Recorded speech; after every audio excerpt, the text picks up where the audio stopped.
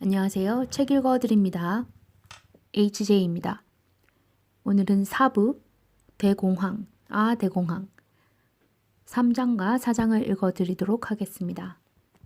3장 1929년 미 증시 대폭락의 원인은 레버리지 투자 1929년 세계 대공황의 출발점이 그해 10월 말에 발생한 주가 폭락 사태라는 것에 대해서는 많은 경제학자가 공감하는 것 같다. 참고로 세계 대공황이란 1929년부터 1933년까지 발생했던 역사적인 경기 하강을 지칭한다.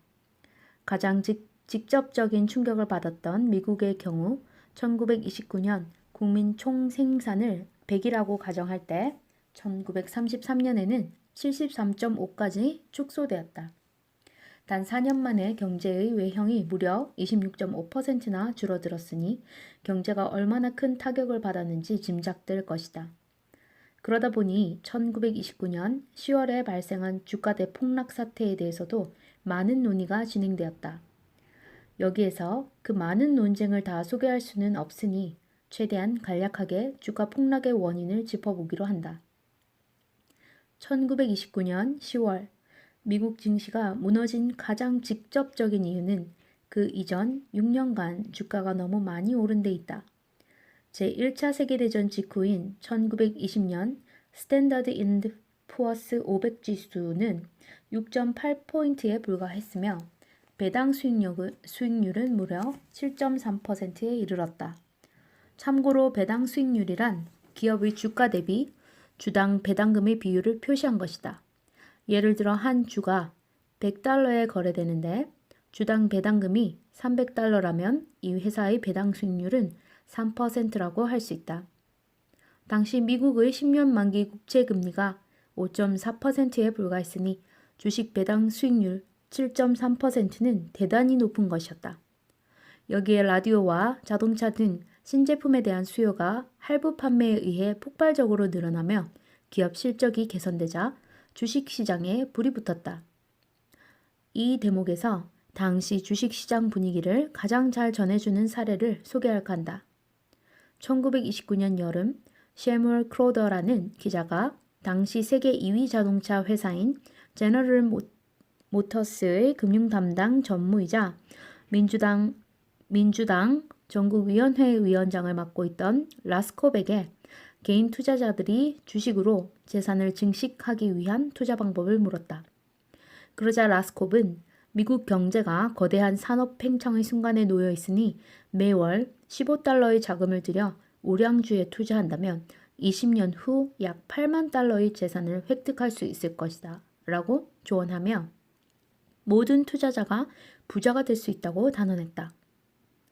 라스콥뿐만 아니라 대공황이 발생하기 2주 전인 1929년 10월 15일 세계적인 경제학자 어빙 피셔 교수도 펀드 매니저와 각 회사의 재무 담당자들이 모인 회의에서 주식 가격은 곧 지금까지 도달하지 못한 매우 높은 수준에 이를 것이라고 단언했다.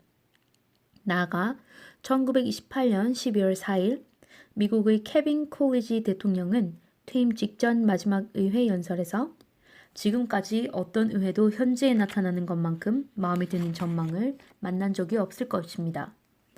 국내에는 평화와 만족이 있으며 변형기의 최고 기록이 있습니다. 라고 낙관론을 펼쳤다. 그도 그럴 것이 1925년에서 1929년 사이 미국의 공장 수는 18만 4천 채에서 20만 6,700채로 증가했으며 생산액은 608억 달러에서 680억 달러로 늘었다. 그뿐 아니라 1921년 67포인트였던 산업생산지수는 1929년 6월 126포인트에 달했다. 그러나 주식 투자의 매력은 빠르게 떨어지고 있었다.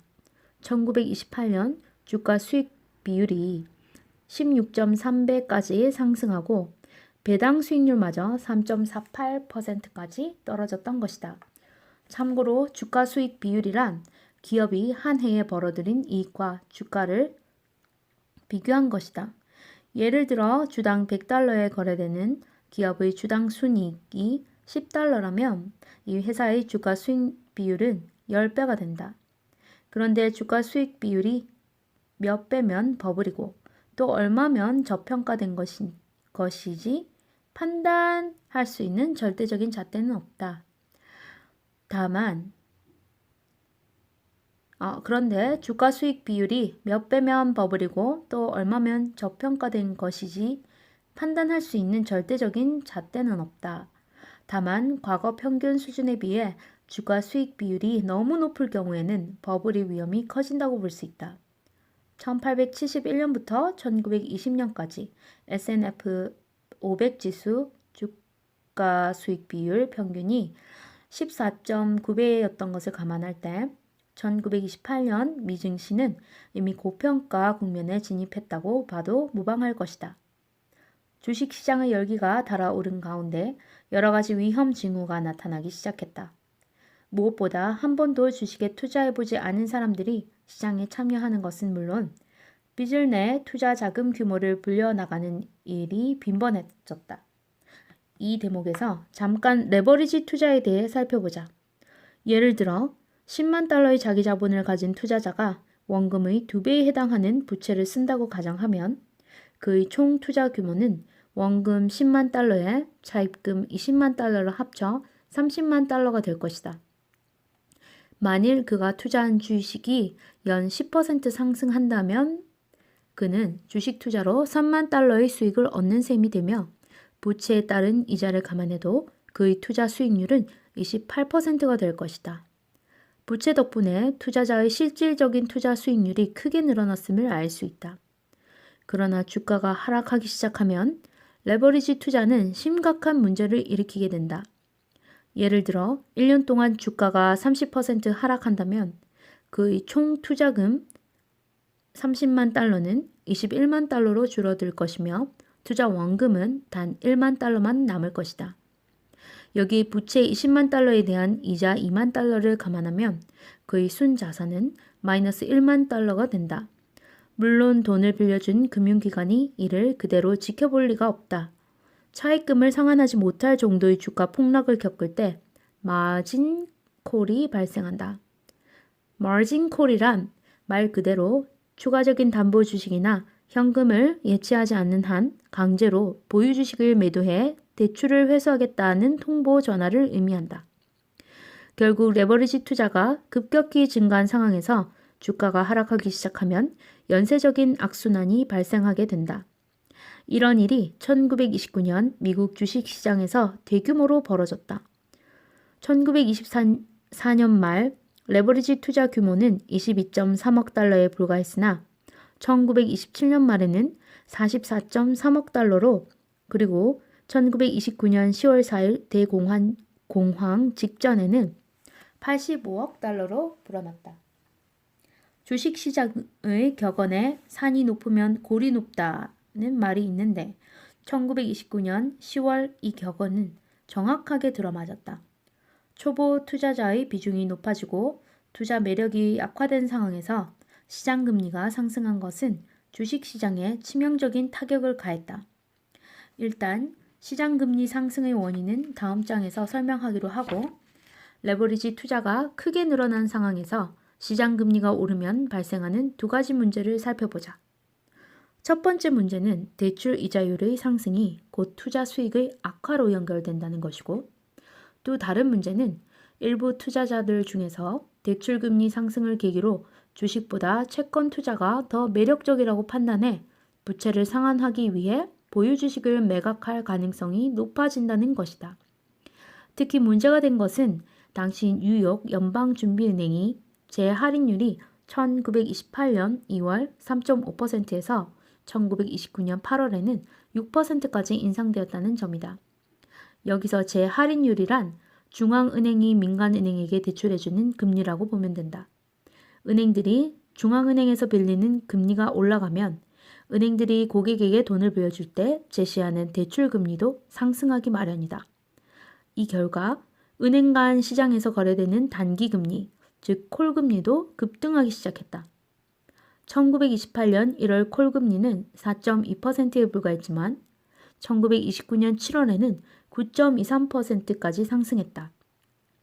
다음 장에서는 대공황을 유발한 뉴욕 연은의 금리 인상이 어떤 배경 속에서 이루어졌는지 자세히 살펴보자. 4장. 뉴욕 연방준비은행은 왜 금리를 공격적으로 인상했나? 앞서 1929년 뉴욕 연방은행의 공격적인 금리 인상이 주식시장의 붕괴를 유발했음을 살펴보았다. 그런데 왜 뉴욕 연은은 금리를 인상했을까? 이에 대해서는 두 가지 설명이 제시된다. 첫째, 근본 위제 때문이라는 것이다.